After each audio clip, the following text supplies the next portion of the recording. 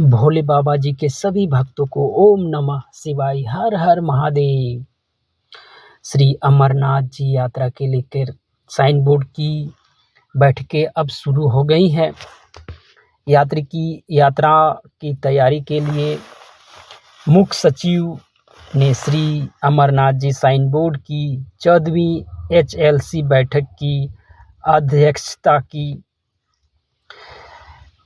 मुख्य सचिव अटल डुल्लू सोमवार को साइन बोर्ड सहित सभी विभागों को निर्देश दिया कि वे इस वर्ष वार्षिक अमरनाथ यात्रा शुरू होने से पहले सभी व्यवस्थाएं सुनिश्चित कर लें। मुख्य सचिव ने Shri Amarnath ji sign board SASB की 14वीं उच्च स्तरीय समिति HLC बैठक की अध्यक्षता करते हुए ये निर्देश जारी किए। बैठक में नागरिक प्रशासन और सुरक्षा प्रतिष्ठानों के वरिष्ठ अधिकारी उपस्थित थे। मुख्य सचिव ने PWD, PDD, जल शक्ति, RDD, H&UDD, BRO, दूरसंचार और अन्य विभागों से आगामी महीने में ही आवश्यक निविदा और अन्य अनुबंध संबंधी प्रक्रियाओं को पूरा करने का आग्रह किया। उन्होंने उनसे खरीद करने का आह्वान किया ताकि अपेक्षित व्यवस्थाओं को अंतिम रूप देने में कोई जल्दबाजी न हो। मुख्य सचिव ने अनंतनाग और गंदरबल के उपायुक्तों को दोनों मार्गों पर आपदा प्रबंधन क्षेत्रों की पहचान सुनिश्चित करने पर जोर दिया ताकि ऐसे क्षेत्रों में टेंट सहित कोई भी सुविधा न लगाई जाए। उन्होंने DMR, R&R विभाग को तीर्थयात्रियों के लिए सुरक्षित यात्रा सुनिश्चित करने के लिए SOP तैयार करने के संबंध में संबंधित जिला प्रशासन के साथ समन्वय करने का निर्देश दिया। उन्होंने संबंधित उपायुक्तों से सभी सेवा प्रदाताओं को सुविधा प्रदान करने को कहा ताकि प्रत्येक स्थान पर बनाई गई सुविधाएं श्रद्धालुओं और सुविधा प्रदाताओं दोनों के लिए उपयुक्त और पर्याप्त हो। उन्होंने उन्हें समन्वय में काम करने और कार्यान्वयन का कुशलतापूर्वक उपयोग करने की सलाह दी ताकि इस साल जून तक हर सुविधा तैयार हो जाए। उन्होंने प्रत्येक विभाग और उपायुक्त से उनकी भूमिका और जिम्मेदारियों के बारे में जानकारी ली। उन्होंने तीर्थयात्रा के सुचारू संचालन के लिए जाने वाले प्रबंधों को अंतिम रूप देने के लिए प्रत्येक विभाग द्वारा एक नोडल अधिकारी नियुक्त करने पर जोर दिया। मुख्य सचिव ने यात्रा के लिए आवश्यक कार्यों और खरीद को पूरा करने के लिए सभी विभागों की बजट आवश्यकताओं का भी जायजा लिया। उन्होंने PDD को जल शक्ति विभाग द्वारा HT-LT लाइनों और एंटी फ्रीजिंग पाइपलाइन प्रणाली को भूमिगत करने का काम पूरा करने को कहा। उन्होंने यातायात योजना बनाने पर जोर दिया ताकि यातायात जाम न हो और लोगों को आवागमन में किसी तरह की परेशानी का सामना न करना पड़े।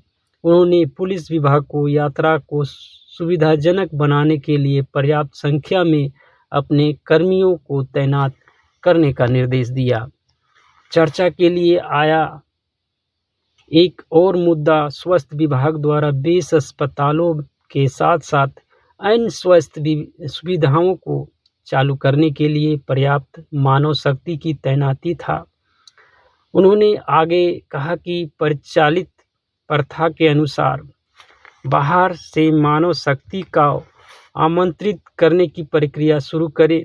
बैठक के दौरान इस बात पर चर्चा की गई कि केवल RFID पंजीकृत तीर्थयात्रियों के पास ही वैध स्वास्थ्य प्रमाण पत्र होना चाहिए। IMD को यह भी निर्देश दिया गया कि वह पंजीकृत तीर्थयात्रियों को प्रतिदिन मौसम की जानकारी भेजे ताकि वे उसी अनुसार यात्रा कर सकें।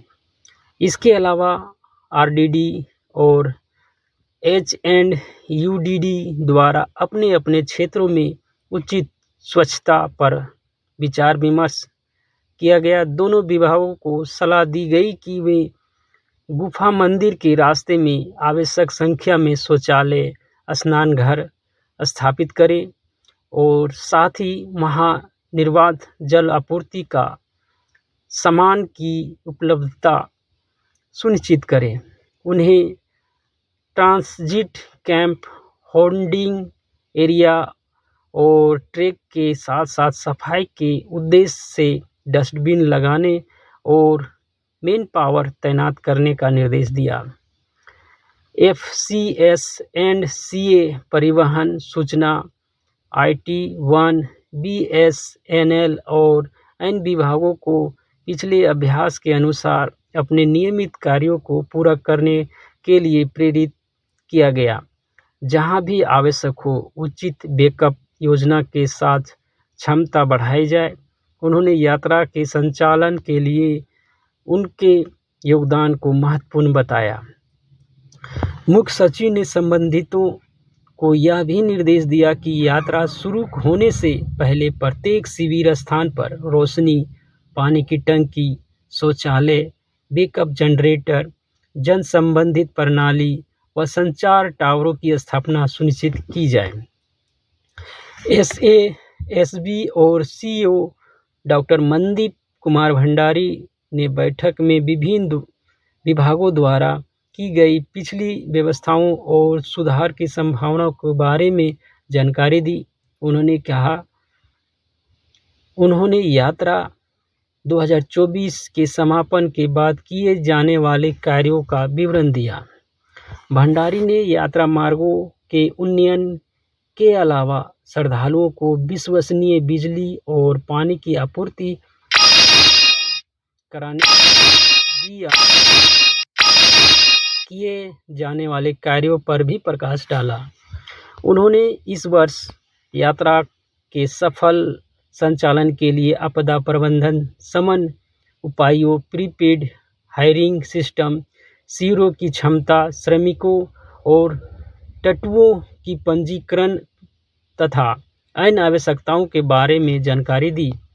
संभागीय प्रशासन ने आश्वासन दिया कि पुख्ता इंतजाम किए जाएंगे। उन्होंने बताया कि बिजली और पानी की आपूर्ति, स्वास्थ्य सुविधाएं, शौचालय, स्नानघर, टेलीफोन, राशन, अग्निशमन उपकरण, जलाऊ लकड़ी, shelter shed, helipad, mobile connectivity, लंगर, टेंट और SDRF एंड NDRF कर्मियों की तैनाती इस उद्देश्य के लिए पहचाने गए प्रत्येक स्थान पर की जाएगी। उन्होंने बैठक में बताया कि इस योजना के लिए आवश्यक सभी सुविधाएं मानक पद्धति के अनुसार उपलब्ध कराई जाएंगी तथा बैठक में दिए गए निर्देशों के अनुसार सभी उपाय किए जाएंगे। तो साइन बोर्ड अपनी ओर से यात्रा की तैयारियां में लग गई हैं। तो अब देर ना करते हुए हम भी यात्रा की तैयारियों में लग जाते हैं और जो आवश्यक व्यायाम है, वॉकिंग है, उसको करने में लग जाते हैं ताकि यात्रा आते आते हम अपने आप को पूरी तरह से फिट कर लें और यात्रा के दौरान हमें किसी तरह की परेशानी ना हो। और साथ ही साथ यात्रा इस वर्ष जो रेल मार्ग है वो भी जल्द से जल्द शुरू होने वाली है, कटरा से लेके कश्मीर के लिए। तो वो कभी भी हम सभी के बीच वो खुशखबरी आ सकती है। फिलहाल उम्मीद जताई जा रही है कि अगले 10 से 15 दिनों के बीच ये खुशखबरी आ जाएगी। और साथ ही साथ इन्हीं समयों के बीच हमारा जो यात्रा का तिथियां हैं वो भी निकल के आ जाएंगी। साथ ही साथ इसके लिए जो मेडिकल फॉर्मेट है, रजिस्ट्रेशन का फॉर्मेट है, वो भी आ जाएगा। तो पहले से हम इसके लिए जो आवश्यक दस्तावेज हैं, प्रक्रियाएं हैं, वो करके रखेंगे। तो उम्मीद करता हूँ कि यह जानकारी भरा वीडियो आप सभी भोले बाबा जी के भक्तों को पसंद आया हो, और पसंद आया हो तो लाइक और शेयर करना ना भूलिएगा। साथ ही साथ चैनल पे या पेज पे या फेसबुक पे नए हैं तो सब्सक्राइब, फॉलो करना ना भूलिएगा। तो एक बार फिर से आप सभी भोले बाबा जी के भक्तों को ओम नमः शिवाय, हर हर महादेव।